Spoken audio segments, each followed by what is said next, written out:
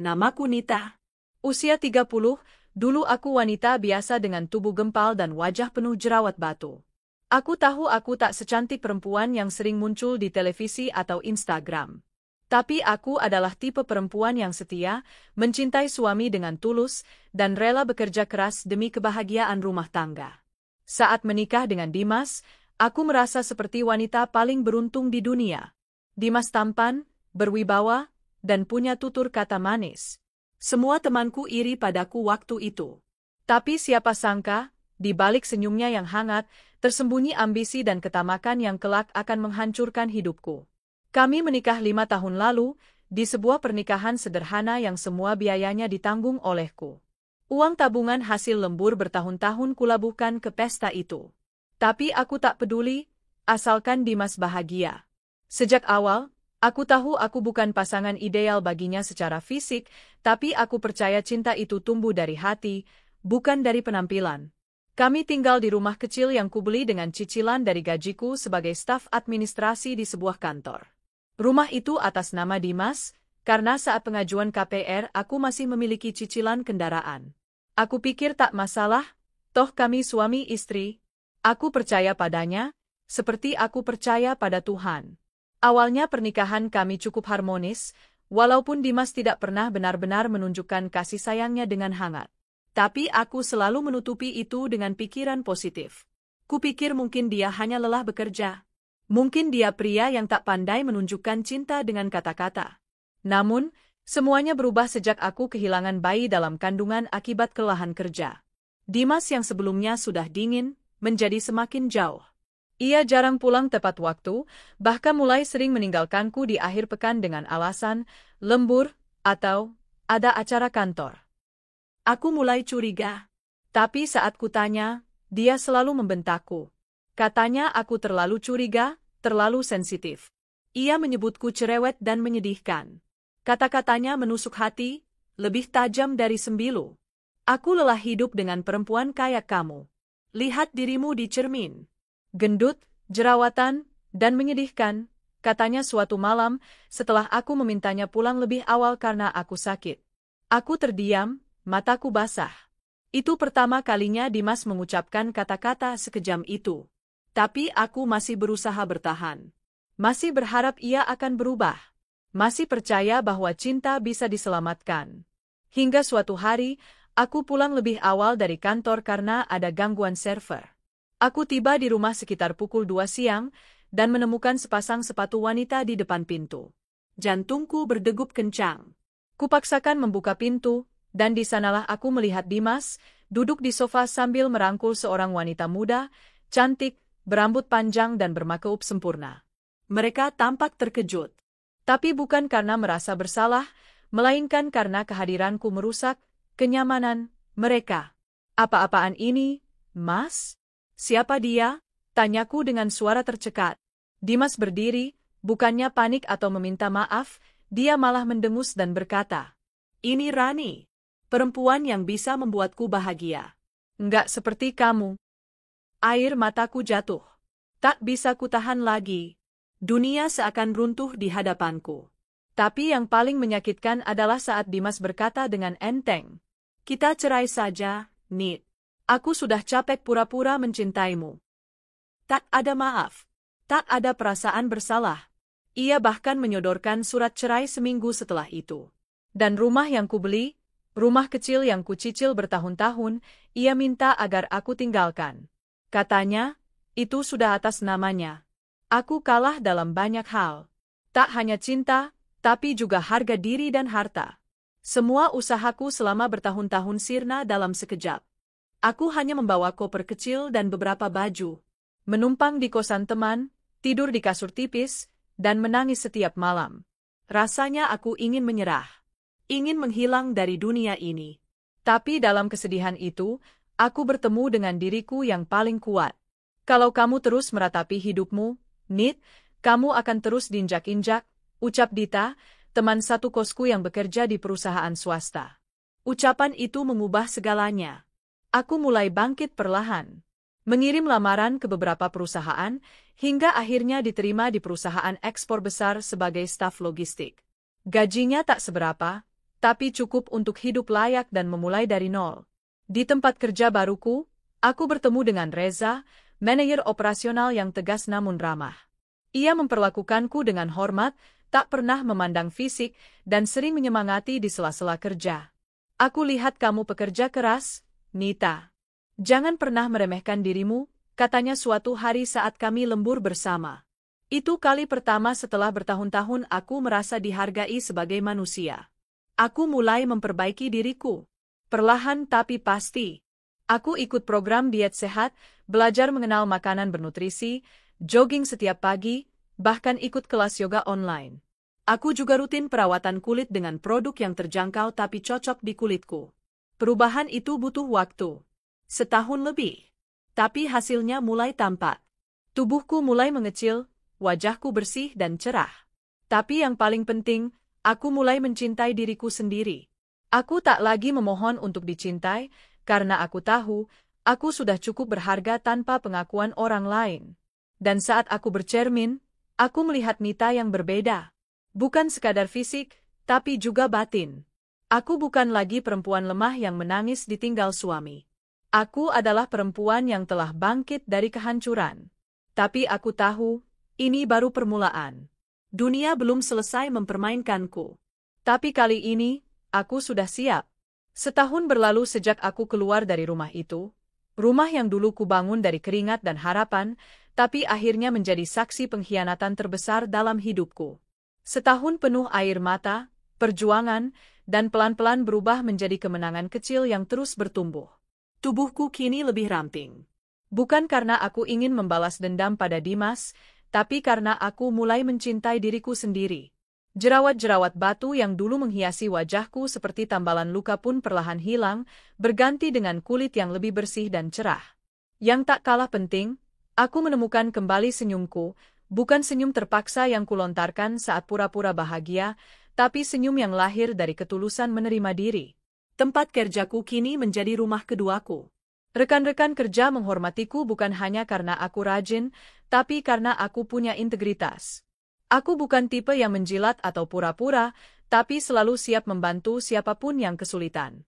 Suatu hari saat sedang makan siang di kantin kantor, Dita menatapku lama dari ujung meja. "Nit, tahu nggak kamu sekarang kayak siapa?" tanyanya. "Kayak siapa?" tanyaku sambil tertawa kecil. "Kayak artis Korea yang suka diet semangka itu. Sumpah, kamu cakep banget sekarang. Tapi yang paling bikin orang terpikat tuh bukan wajahmu, tapi aura kamu. Kamu kelihatan kuat dan cerdas." Aku tertawa, tapi jauh dalam hati, aku tahu dia benar. Aku sudah bukan Nita yang dulu. Bahkan saat aku berdiri di depan cermin, aku kadang tak mengenali bayangan yang kulihat. Tapi bukan karena penampilan, melainkan karena aku sudah jauh lebih percaya diri. Dan itu terpancar dalam cara bicara, cara berjalan, bahkan saat menatap mata orang lain. Yang tak kusangka adalah perubahan ini menarik perhatian banyak pria di kantor. Tak sedikit yang mulai mencoba mendekatiku. Ada yang mengirimkan kopi ke mejaku, ada yang suka menyelipkan sticky note dengan kata-kata motivasi, bahkan ada yang terang-terangan mengajakku makan malam. Tapi aku masih belum membuka hati. Aku tidak menutup diri karena takut, tapi karena aku ingin memastikan bahwa jika suatu hari aku mencintai lagi, itu karena aku benar-benar ingin, bukan karena ingin mengisi kekosongan atau membalas dendam. Namun ada satu orang yang perlahan mulai mencuri perhatianku, Reza. Ya, Reza, manajer operasional di kantorku. Lelaki yang dulu menaruh hormat padaku bahkan saat aku masih Nita yang dulu. Dia tidak pernah membedakanku saat tubuhku besar dan wajahku berjerawat. Dan kini, setelah aku berubah, dia tetap bersikap sama, hangat, tegas, dan jujur. Suatu sore, saat hujan turun deras dan sebagian besar karyawan sudah pulang, Reza menghampiriku yang masih duduk di depan komputer. "Kamu nggak pulang, Nit?" tanyanya sambil berdiri di ambang pintu ruanganku. "Masih mau bersihin laporan ekspor bulan ini. Deadline-nya besok pagi." Dia mengangguk. "Kamu mau diantar pulang?" "Aku bawa mobil, dan kayaknya bakal susah cari ojek online malam-malam gini."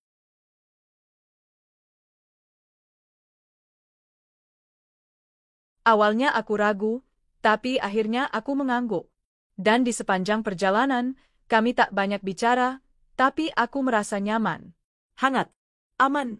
Setelah kejadian itu, kami semakin sering berbincang. Kadang saat jam makan siang, kadang saat rapat selesai. Ia tak pernah memaksakan diri, tak pernah mendesakku dengan perasaan. Tapi dari tatapannya, aku tahu, ada ketulusan di sana. Hingga suatu malam, saat kami menghadiri acara gala dinner perusahaan dan aku mengenakan gaun navy yang memperlihatkan siluet tubuh baruku, Reza menatapku lama. Kamu terlihat luar biasa malam ini, Nit. Tapi yang paling aku suka, kamu tetap jadi dirimu yang dulu. Yang pekerja keras dan hangat. Aku terdiam. Pipiku memerah. Aku tak tahu harus menjawab apa.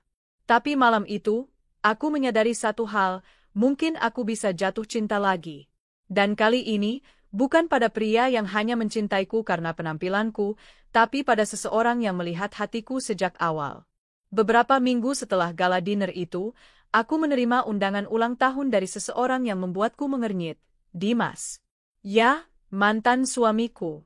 Pria yang menceraikanku karena katanya aku gendut dan jelek. Undangannya disebar lewat media sosial, dengan gaya yang norak, acara ulang tahun reuni teman-teman lama. Dress code, elegan glamour. Aku awalnya ingin mengabaikannya. Tapi kemudian Dita berkata, kamu harus datang, Nit. Biar dia lihat kamu yang sekarang. Biar dia tahu, perempuan yang dulu dia hina, sekarang sudah jauh di atas dia. Aku berpikir, bukan karena ingin membalas dendam. Tapi karena aku ingin berdiri di hadapannya, dengan percaya diri, dan menunjukkan bahwa aku sudah sembuh. Bahwa aku tak lagi menyimpan luka yang sama.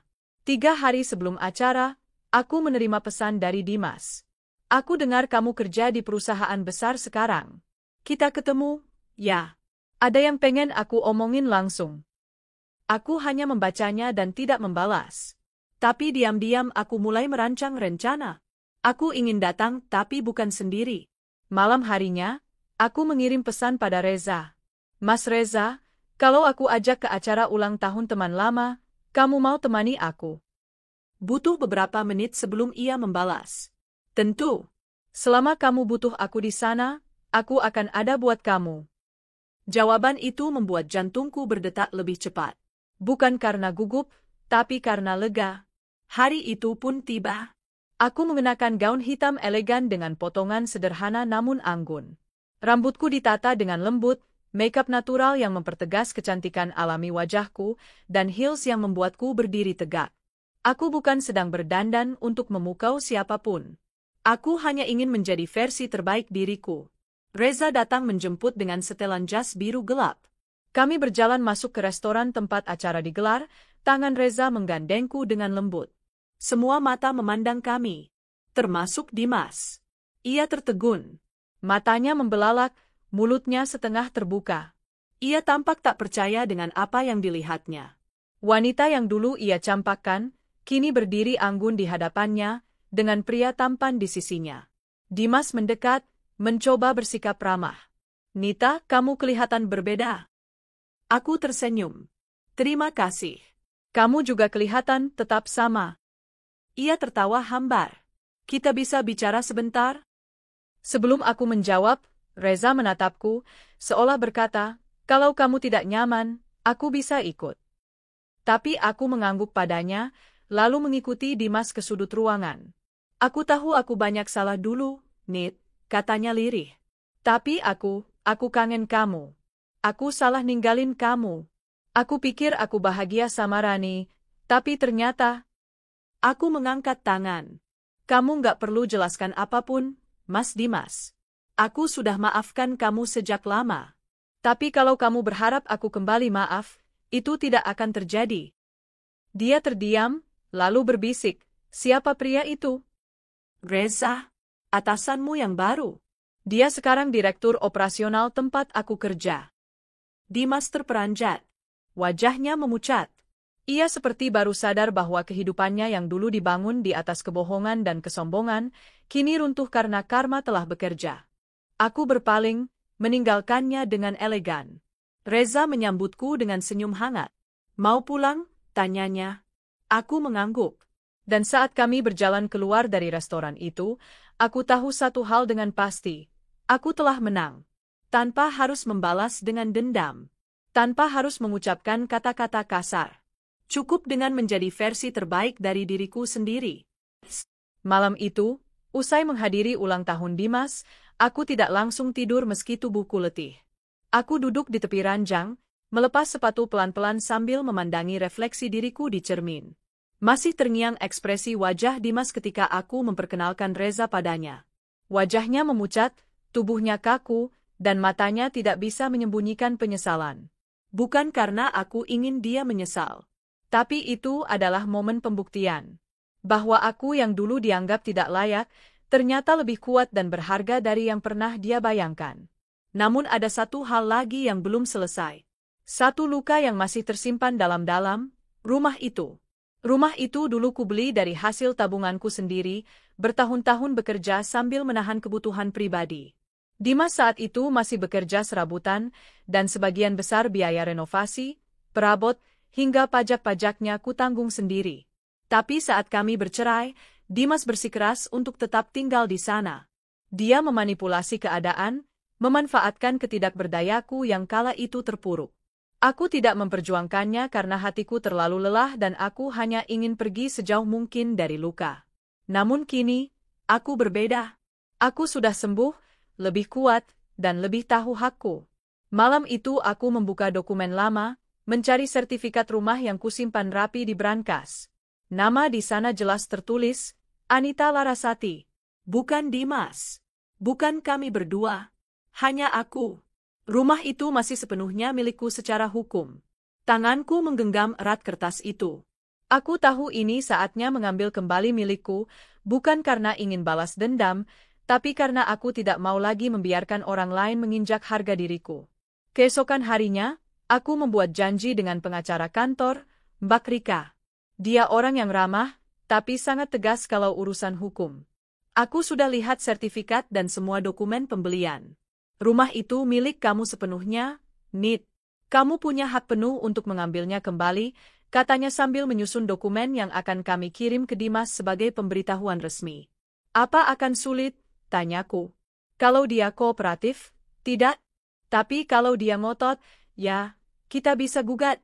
Kamu punya dasar hukum yang kuat. Lagi pula, dia bukan siapa-siapa kamu lagi. Aku mengangguk. Untuk pertama kalinya sejak lama, aku merasa tenang menghadapi ini. 3 hari kemudian, surat itu dikirim ke alamat rumah yang dulu pernah jadi tempat aku bermimpi dan menangis. Isinya jelas, permintaan agar Dimas segera mengosongkan rumah dalam waktu 2 minggu, atau akan ada tindakan hukum lanjutan. Tak butuh waktu lama, ponselku berdering. Dimas. Aku menghela napas sebelum menjawab. Nita, ini maksudnya apa? Kamu suruh aku keluar dari rumah? Rumah yang selama ini aku tempatin. Itu rumahku, Mas, jawabku datar. Kamu tahu itu. Dari awal aku yang beli, namanya atas aku. Aku hanya ingin mengambil hakku kembali. Tapi aku nggak punya tempat tinggal lain. Seperti dulu aku juga nggak punya siapa-siapa waktu kamu tinggalkan aku.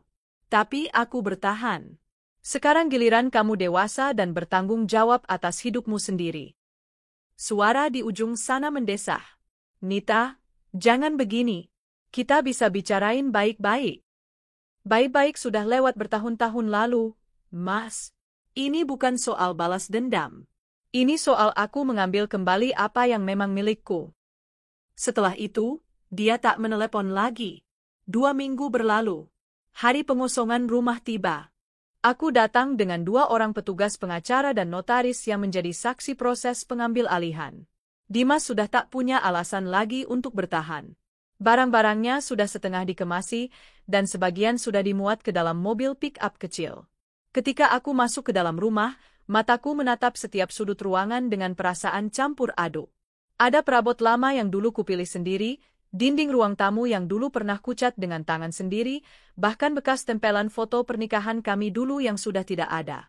Rasanya seperti memasuki museum masa lalu. Tapi yang kupetik bukan lagi luka, melainkan pelajaran. Dimas berdiri di teras, menatapku. Matanya sembab, rambutnya acak-acakan. Aku nggak menyangka kamu akan seperti ini sekarang, katanya pelan. Aku pun nggak menyangka kamu akan meninggalkanku seperti dulu, jawabku, tenang. Dia menggenggam kepalanya. Aku bodoh ya? Bukan bodoh. Kamu hanya memilih untuk tidak menghargai orang yang tulus. Dan sekarang, semuanya sudah terlambat. Ia terdiam. Aku tidak menatapnya lagi. Aku berjalan masuk ke rumah, menyentuh tembok yang dulu kubangun dengan penuh harapan. Aku tahu, ini bukan lagi tentang dendam. Ini tentang menuntaskan bagian dari diriku yang dulu tertinggal. Malam itu, aku menginap di rumah itu untuk pertama kalinya setelah sekian lama. Bukan karena ingin bernostalgia, tapi karena ingin menata ulang kehidupanku dari awal. Rumah itu kini akan menjadi tempat baru untuk menyusun bab baru dalam hidupku. Keesokan paginya, saat aku sedang membersihkan lemari, aku menemukan album foto lama. Foto pernikahan, perjalanan ke pantai, ulang tahun pertamaku yang dirayakan bersama Dimas. Aku menatapnya sebentar, lalu menaruhnya dalam kardus. Biarlah itu menjadi kenangan yang tak perlu dihapus, tapi juga tak perlu dikenang terlalu lama. Saat aku selesai beberes, ada pesan masuk di ponselku. Dari Reza.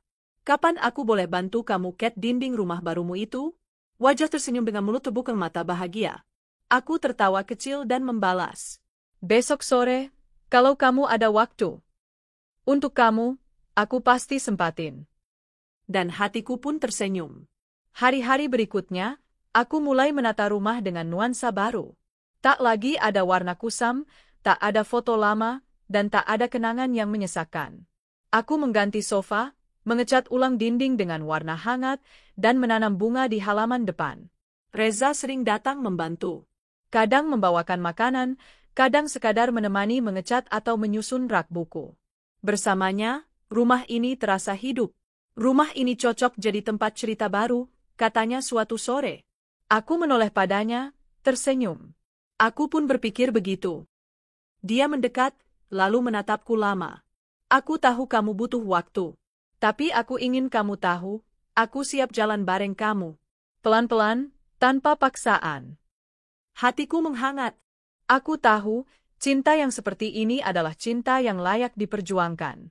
Cinta yang hadir bukan saat aku berada di titik terendah atau tertinggi, tapi yang melihat aku sebagai manusia seutuhnya.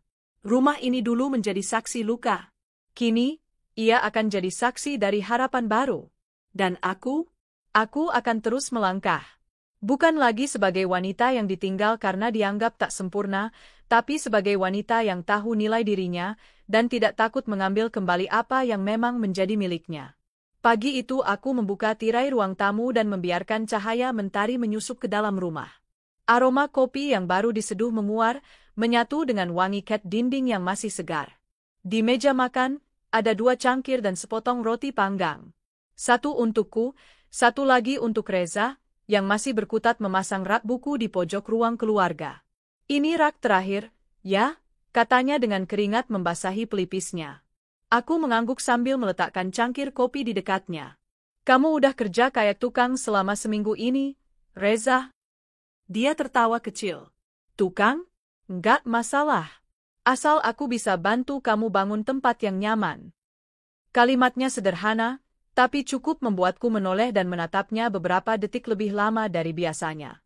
Reza memang bukan hanya sekadar atasan di kantor, dia sudah menjadi teman, tempat bersandar, dan secara perlahan, seseorang yang memberi kehangatan yang pernah hilang dariku. Tapi belum seminggu rumah itu benar-benar kosong dari jejak Dimas, tiba-tiba muncul pesan masuk di WhatsApp. Aku ada di depan rumah. Bisa bicara sebentar? Mataku membeku. Dimas. Aku membuka pintu dengan perasaan campur aduk. Ia berdiri dengan wajah lesu, mengenakan kemeja lusuh dan sepatu yang tampak kotor. Sangat jauh dari citra pria yang dulu begitu percaya diri dan penuh arogansi. Kenapa kamu kesini? Tanyaku tanpa basa-basi. Aku cuma mau ngobrol. 5 menit saja. Aku ragu. Tapi akhirnya aku membiarkannya masuk. Reza yang sedang duduk di sofa langsung berdiri, menatap Dimas dengan tajam. Dimas terlihat gugup saat melihatnya.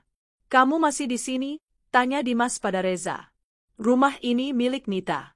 Aku di sini karena dia minta bantu, Jawab Reza santai tapi tegas. Dimas menarik napas dalam, lalu menoleh padaku. Aku mau bicara berdua. Aku menatap Reza dan memberi isyarat kecil agar memberiku ruang. Dengan enggan, Reza berjalan keluar ke teras.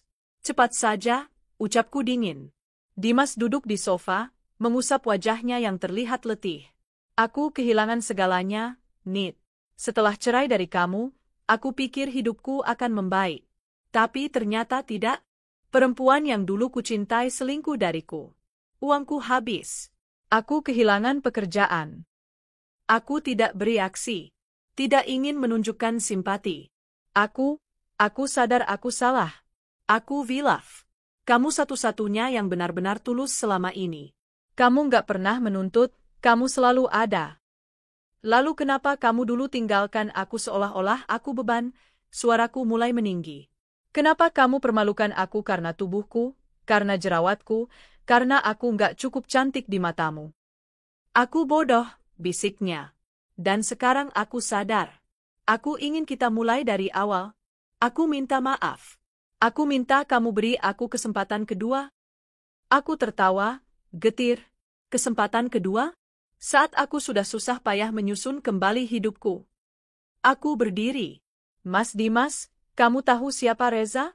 Dia bosmu sekarang. Dan dia lelaki yang tidak melihat penampilan luar sebagai satu-satunya nilai. Dia tidak menjatuhkanku ketika aku sedang bangkit. Dia menuntunku perlahan. Jadi kamu benar-benar sudah, dengan dia? Suara Dimas lirih, gemetar. Aku menatap lurus ke matanya. Aku tidak akan mengulang luka yang sama.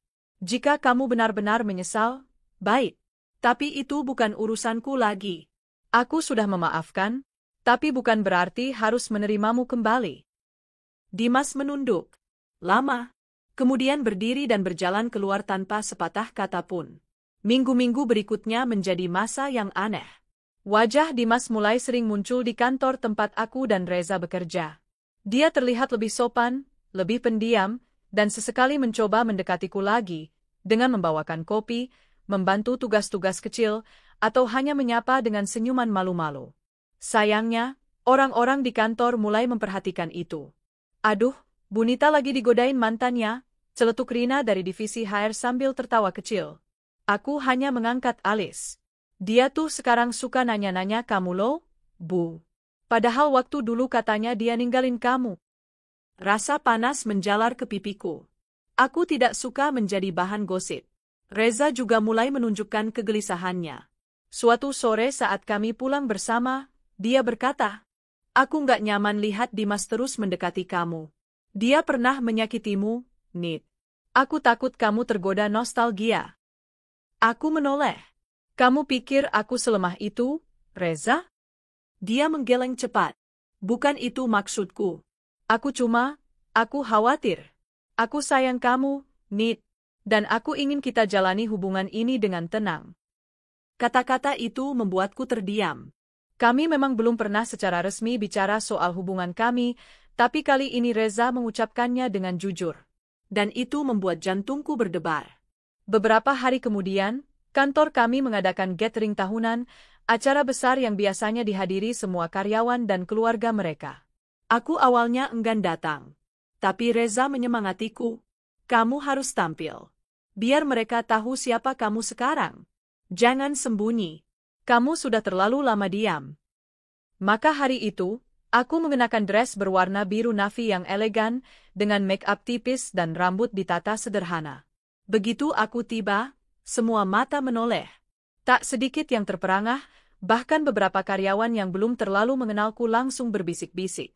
Dan di antara kerumunan itu, Dimas berdiri.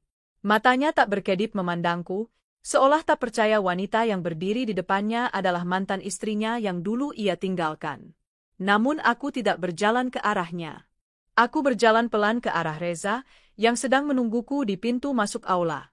Ia menyodorkan tangannya, dan aku menggenggamnya erat. Siap? Tanyanya. Aku tersenyum.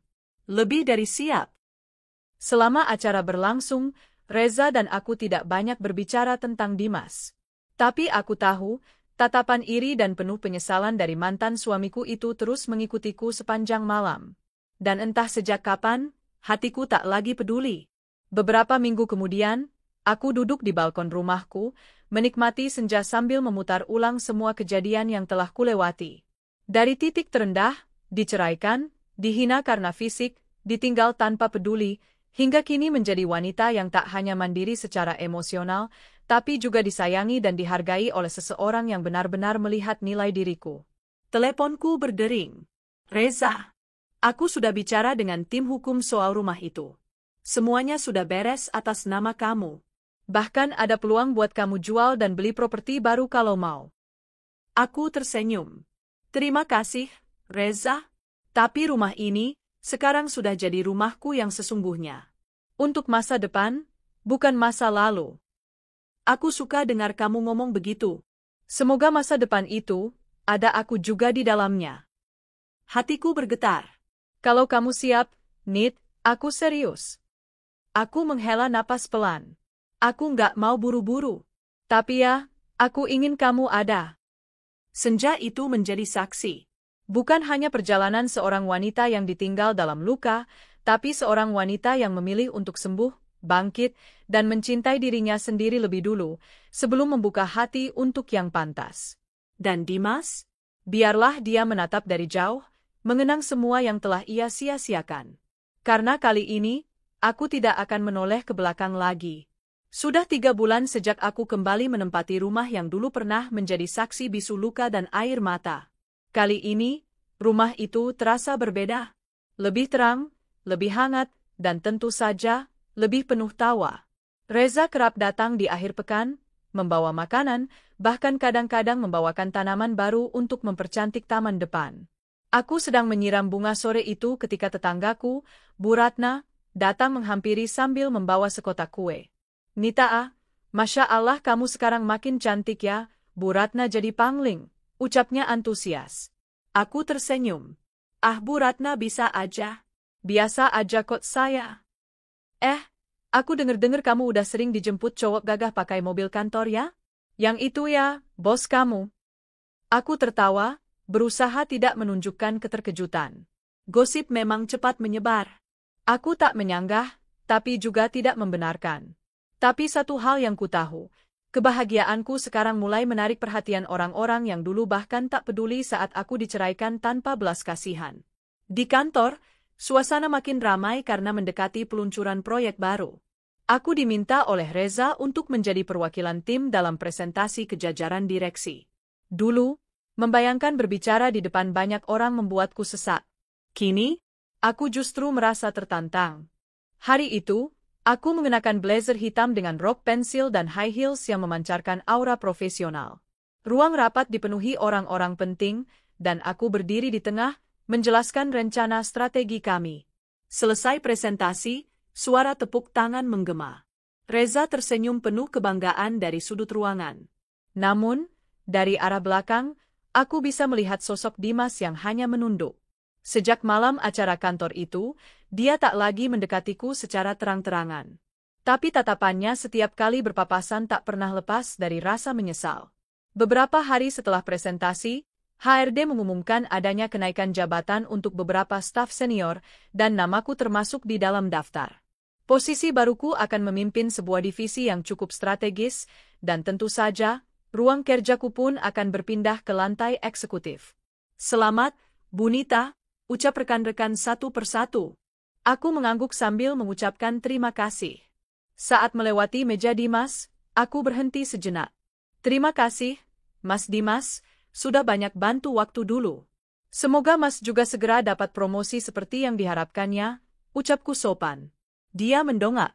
Nit, aku benar-benar. Aku mengangkat telapak tangan, menghentikannya. Tak perlu. Semua sudah cukup.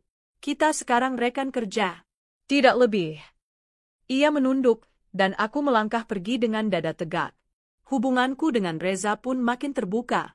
Kini kami tak lagi menyembunyikan kedekatan kami di kantor, meski tetap profesional.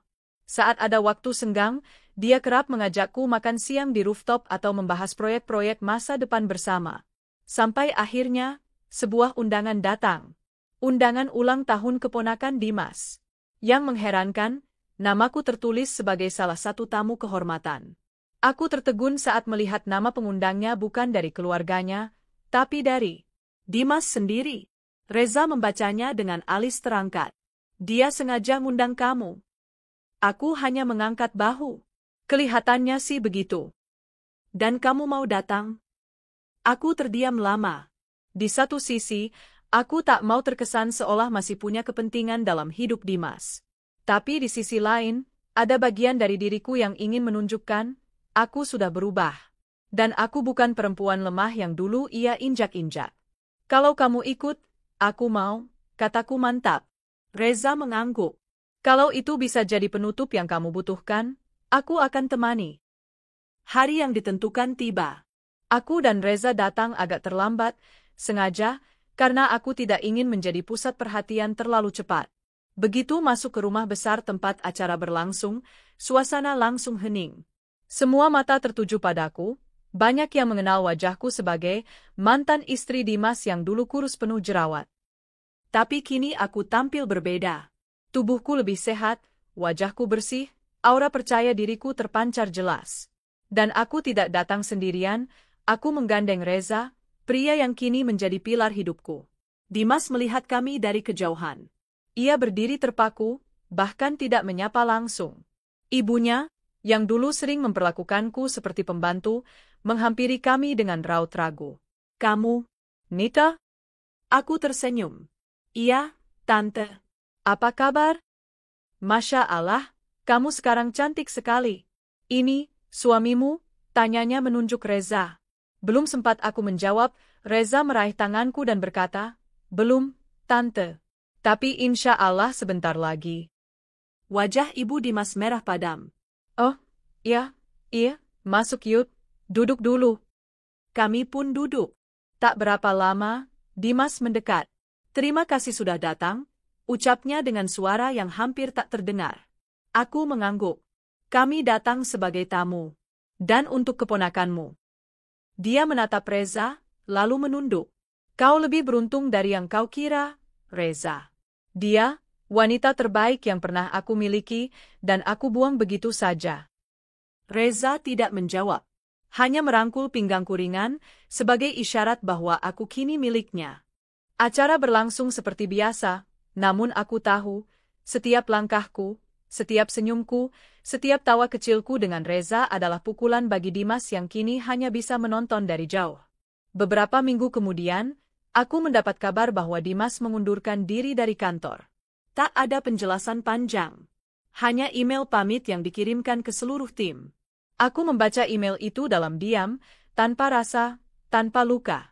Aku menutup laptopku dan menatap keluar jendela. Langit sore tampak tenang, seperti hatiku. Lalu Reza masuk ke ruanganku. Kita makan malam yuk. Aku tersenyum.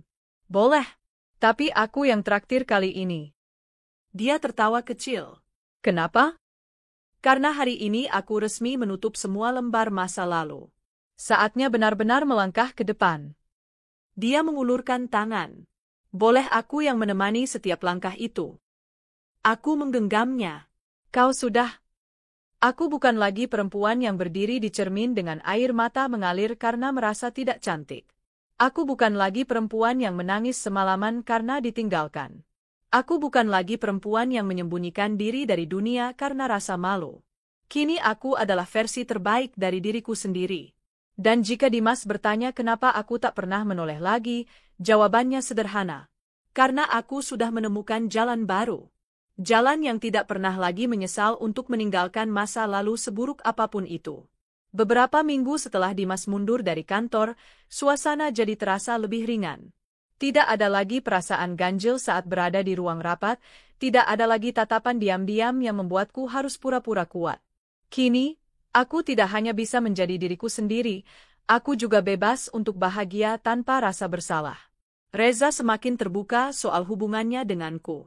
Kami kini bukan hanya rekan kerja atau atasan bawahan, tapi juga dua orang dewasa yang sedang serius menapaki masa depan bersama.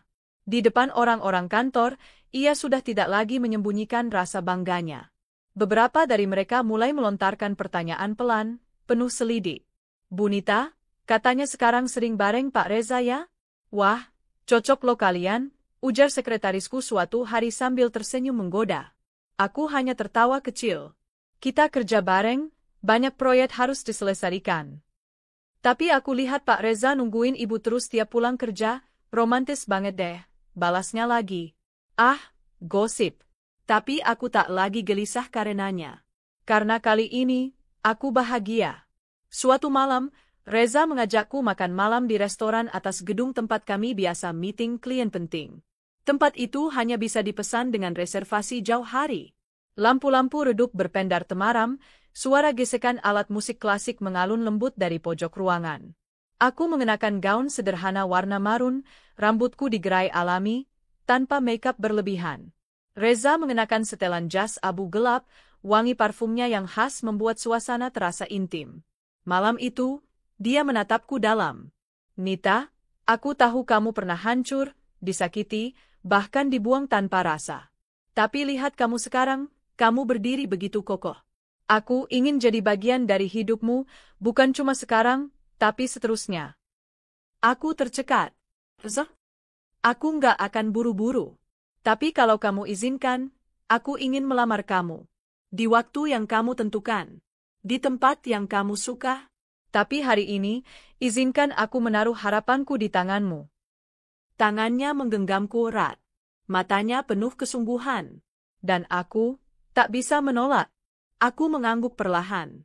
Aku belum tahu kapan, Reza. Tapi hatiku sudah memilihmu. Kabar hubungan kami menyebar cepat. Tak sedikit yang menyambut bahagia. Tapi juga tak sedikit yang mulai mendekat, mencoba memulihkan hubungan yang dulu mereka abaikan. Seperti Rina, teman kantor yang dulu diam-diam senang bergosip soal jerawatku dan betapa berantakannya penampilanku. Nita, Bu Nita, aku baru lihat Instagram kamu loh. Sekarang kece banget sih. Lihat deh, fitnya tuh kayak influencer.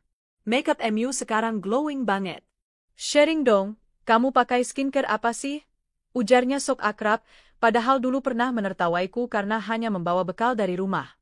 Aku tersenyum datar. Oh, biasa aja kok. Aku cuma tidur cukup dan gak banyak mikirin omongan orang.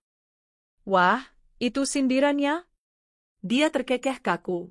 Aku tertawa kecil. Kalau kamu merasa tersindir, mungkin memang kamu yang sering ngomongin orang. Rina terdiam. Wajahnya memerah. Tapi aku tidak peduli. Tak hanya Rina. Suatu hari, aku diundang dalam rapat gabungan antar departemen, dan di sana, aku bertemu dengan mantan mertuaku. Ya, ayah dari Dimas ternyata adalah salah satu konsultan eksternal yang diminta perusahaan untuk review strategi tim kami. Saat dia membaca nama, Anita Putri, di daftar peserta rapat, ekspresinya berubah. Tapi ia tak bisa berkata apa-apa. Aku berdiri di hadapannya, menjelaskan proyek besar yang sedang kutangani dengan penuh percaya diri. Matanya tertunduk sepanjang presentasi. Setelah rapat selesai, ia menghampiriku. Nita, kamu hebat sekali sekarang. Aku hanya menatapnya tenang. Terima kasih, Pak. Waktu dan pengalaman mengajari saya untuk terus bangkit, bahkan saat tidak ada seorang pun yang percaya. Dulu, saya salah menilaimu. Saya pikir kamu nggak cocok untuk Dimas karena kamu terlalu sederhana. Aku menghela napas. Dan sekarang? Sekarang saya sadar, yang sederhana itu justru yang paling kuat. Aku mengangguk singkat. Sayangnya, kesadaran itu datangnya terlambat, Pak. Aku melangkah pergi, membiarkannya berdiri dalam diam. Bagiku, itu bukan tentang balas dendam. Tapi tentang menunjukkan bahwa harga diriku tidak bisa ditukar dengan penyesalan mereka. Beberapa hari kemudian, sebuah pesan masuk ke ponselku. Dari nomor tak dikenal. Nita, aku tahu aku nggak pantas. Tapi aku harus bicara. Sekali ini saja. Aku mohon. Dimas. Aku diam cukup lama. Kupandangi layar ponselku, mencoba meraba perasaanku.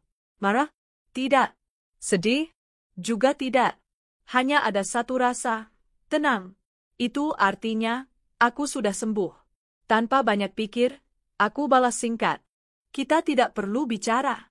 Hidup kita sudah berjalan di jalur berbeda. Biarlah begitu. Tidak ada balasan lagi setelah itu. Malam minggu berikutnya, Reza mengajakku makan malam di rumahnya. Kali ini, ia mengenalkan aku pada ibunya. Seorang wanita anggun, penuh kehangatan, yang langsung memelukku saat bertemu.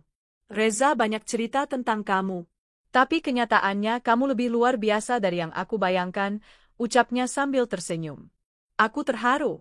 Dulu, aku tidak pernah tahu bagaimana rasanya diterima sepenuh hati.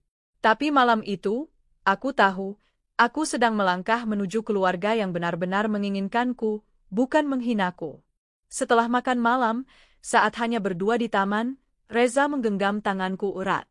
Aku siap kapanpun kamu siap, Nita. Aku menatap langit. Bintang malam bertaburan, seperti restu dari semesta. Aku rasa, aku juga sudah siap. Hari itu, aku berdiri di depan cermin, mengenakan gaun warna pastel yang membalut tubuhku dengan anggun. Di luar, tamu-tamu mulai berdatangan. Bukan pesta besar-besaran, tapi hangat dan penuh orang-orang yang benar-benar peduli padaku. Dan di tengah semua itu, Reza berdiri di altar, menungguku dengan mata yang berbinar. Aku melangkah pelan menuju masa depan baruku. Bukan lagi bayangan masa lalu yang menghantui, tapi cahaya baru yang membawaku ke kehidupan yang aku bangun dengan luka dan perjuangan. Dari seorang perempuan yang dulu dihina karena tubuh dan wajahnya, kini aku menjadi perempuan yang dihormati karena hatinya. Dan saat aku menggenggam tangan Reza di pelaminan, aku tahu, aku tak hanya membalas perlakuan mereka. Aku telah menang.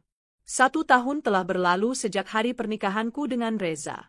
Hidupku berubah begitu drastis, tapi bukan karena Reza yang kaya raya atau jabatanku yang tinggi, melainkan karena aku memilih untuk menyayangi diriku sendiri dan tidak membiarkan masa lalu mendikte arah hidupku. Kini aku adalah pemimpin divisi strategis di perusahaan multinasional tempatku bekerja. Aku bukan hanya dihargai karena performaku, tapi juga dikenal sebagai mentor bagi banyak karyawan perempuan muda. Aku sering diminta menjadi pembicara di berbagai seminar tentang pemberdayaan perempuan dan kesehatan mental di tempat kerja. Rasanya seperti hidupku yang dulu dipenuhi luka, perlahan berubah menjadi pesan penyembuhan bagi banyak orang. Tapi hidup selalu punya cara mengejutkan. Suatu sore, aku dihubungi oleh sahabatku, Ayu, yang juga bekerja di bidang HR untuk perusahaan lain. "Ni, kamu kenal orang bernama Dimas Arya Putra?" tanyanya dengan nada ragu. Aku terdiam sejenak, jantungku sempat berdegup lebih cepat. "Kenal. Dia melamar kerja di perusahaan aku. CV-nya bagus, tapi ada catatan soal pemecatan tidak hormat dari tempat kerja sebelumnya. Aku barusan cari tahu, ternyata itu dari perusahaan kamu dulu. Kamu tahu kenapa?" Aku menghela napas. Dia membuat suasana kerja jadi toksik, Ayu, dan sempat menyalahgunakan akses data karyawan. Ayu mengangguk. "Oke, berarti bukan cuma soal pribadi. Aku nggak akan teruskan aplikasinya. Aku hanya butuh validasi aja. Tapi kamu tahu nggak? Dia sekarang jadi sopir ojek online sambil nyari kerja." Aku diam. Bukan karena senang atau ingin tertawa, tapi karena hidup ternyata benar-benar memberi balasan dengan caranya sendiri. Beberapa minggu kemudian, sebuah undangan datang. Aku tak menyangka bahwa itu berasal dari keluarga Dimas. Ya, mereka mengadakan acara ulang tahun ke-60 ibunya, mantan mertuaku. Entah siapa yang memasukkan namaku dalam daftar undangan. Mungkin karena mereka tahu aku sudah menjadi sosok yang cukup dikenal dan dihormati. Atau mungkin karena mereka berharap aku akan hadir dan menjadi bagian dari permainan pura-pura bahagia mereka. "Datang nggak?" tanya Reza saat aku menunjukkan undangan itu. "Aku belum tahu," jawabku, menatap kartu undangan berwarna emas dengan hiasan bunga-bunga klasik. "Tapi, aku tahu ini kesempatan yang mungkin harus aku ambil." Reza hanya tersenyum. "Kalau kamu pergi, aku ikut. Dan kalau kamu ingin menunjukkan siapa dirimu yang sekarang, kamu nggak sendirian." Hari itu pun tiba. Aku mengenakan dress biru gelap selutut dengan potongan sederhana, elegan. Rambutku disanggul ringan. Makeup flawless natural. Di sampingku, Reza mengenakan setelan jas dengan dasi warna navy, berjalan santai sambil menggenggam tanganku. Kami tiba di ballroom hotel tempat acara berlangsung. Begitu aku melangkah masuk, Hampir semua mata menoleh. Bisik-bisik mulai terdengar. Beberapa mengenaliku, beberapa hanya mengira-ngira siapa wanita elegan yang datang bersama pria tampan berwibawa itu. Kemudian aku melihat Dimas. Dia berdiri di dekat pintu masuk, mengenakan setelan yang jelas terlihat murahan. Wajahnya tampak lebih tua dari usia sebenarnya. Rambutnya berantakan meski sudah disisir. Tatapannya terkejut saat melihatku. Bibirnya sempat bergetar, seolah ingin menyapa. Tapi aku hanya menoleh sebentar, lalu melanjutkan langkahku tanpa ekspresi. Mantan mertuaku, Ibu Dimas, terlihat sedang duduk di pelaminan kecil yang didekorasi seperti singgasana ulang tahun. Saat melihatku, ia berdiri setengah kaget, lalu menghampiri. Anik, oh Tuhan, kamu benar-benar datang? Aku tersenyum sopan. Selamat ulang tahun, Bu. Semoga sehat dan bahagia selalu. Ia memelukku erat. Kamu cantik sekali. Aku benar-benar menyesal pernah. Aku menepuk bahunya pelan. Semua sudah lewat, Bu. Saya sudah bahagia sekarang. Di belakangku, Reza maju selangkah. Perkenalkan, saya Reza, suami Anita. Wajahnya seketika berubah. Campuran terkejut, kagum, dan mungkin malu. Oh, jadi Reza mengangguk sopan. Senang bisa bertemu, Bu. Beberapa tamu mulai menghampiri kami. Ada yang menyapaku dengan kekaguman yang tak bisa mereka sembunyikan. Ada pula yang mencibir diam-diam, mungkin iri. Tapi aku sudah kebal. Karena aku tahu, aku datang bukan untuk pamer. Aku datang untuk menunjukkan bahwa perempuan yang mereka abaikan dulu, kini sudah berdiri kokoh di atas hidupnya sendiri. Dimas akhirnya mendekat. Wajahnya pucat. Ia menunduk, lalu berbicara dengan suara rendah. Nita, terima kasih sudah datang. Aku nggak sangka kamu masih peduli sama ibu. Aku menatapnya tenang. Aku datang bukan karena kamu, tapi karena aku menghormati yang pernah menjadi keluarga. Reza, suamimu, tanyanya ragu. Iya. Dia? CEO perusahaan tempat kamu kerja sekarang. Aku hanya tersenyum samar. Lebih dari itu. Dia pasangan hidup yang mencintaiku tanpa syarat. Dimas menelan ludah. Matanya berkaca-kaca. Aku salah, Nita. Aku bodoh. Aku kehilangan segalanya. Aku diam sejenak, lalu menjawab dengan suara pelan namun mantap, dulu kamu tinggalkan aku karena kamu anggap aku nggak layak dicintai. Sekarang kamu datang bukan karena cinta, tapi karena kamu hancur. Dan aku bukan tambatan untuk orang yang baru datang saat tenggelam. Wajahnya menunduk, tak lagi bisa berkata. Malam itu, sebelum pulang, aku sempat berdiri sejenak di balkon ballroom. Menatap lampu kota yang berkerlip. Reza mendekat dan memeluk bahuku. Kamu baik-baik saja? Tanyanya lembut. Aku mengangguk. Lebih dari baik. Aku merasa, seperti menutup satu bab yang selama ini belum selesai. Kamu luar biasa, Nita. Bukan karena kamu menang, tapi karena kamu tetap lembut meski pernah hancur. Aku menyandarkan kepalaku di pundaknya. Dan kamu adalah bagian dari kebahagiaanku sekarang. Beberapa hari setelah acara itu, aku mendapat surat pemberitahuan hukum. Rumah yang dulu kubeli atas namaku namun ditempati Dimas selama ini, kini sah kembali padaku setelah pengajuan legal selesai. Aku datang ke rumah itu. Dulu aku keluar dari sana dengan air mata dan luka. Kini aku datang dengan kunci di tangan dan senyum di wajah. Rumah itu sudah kusam. Cat dindingnya mengelupas, taman depannya tak terurus. Tapi tak mengapa. Aku akan merenovasi. Bukan untuk dihuni, melainkan untuk dijual dan menjadi modal bisnis kecilku, klinik kecantikan dan perawatan kulit yang ramah untuk perempuan dari semua kalangan. Karena aku ingin perempuan seperti diriku dulu, yang pernah dipandang rendah karena penampilan, punya tempat untuk merasa dihargai dan dicintai, tanpa harus mengubah siapa diri mereka. Kini aku berdiri di puncak yang dulu hanya bisa kubayangkan dalam diam. Dulu aku diceraikan karena dianggap tak layak. Kini aku dicintai karena keberanianku bangkit. Dulu aku ditinggalkan demi wanita yang lebih sempurna. Kini aku tak tergapai karena aku tak lagi berputar di orbit yang sama dengan mereka. Dan untuk setiap wanita yang pernah dihina karena tubuhnya, direndahkan karena wajahnya, disingkirkan karena kesederhanaannya, aku ingin kau tahu, kamu tidak perlu mengubah siapa dirimu untuk layak dicintai. Kamu hanya perlu mencintai dirimu dulu, agar yang tepat bisa menemukanmu. Karena kita bukan barang buangan. Kita adalah bintang yang sinarnya pernah ditutup awan gelap. Tapi begitu langit cerah, tak ada satupun yang bisa menandingi kilau kita.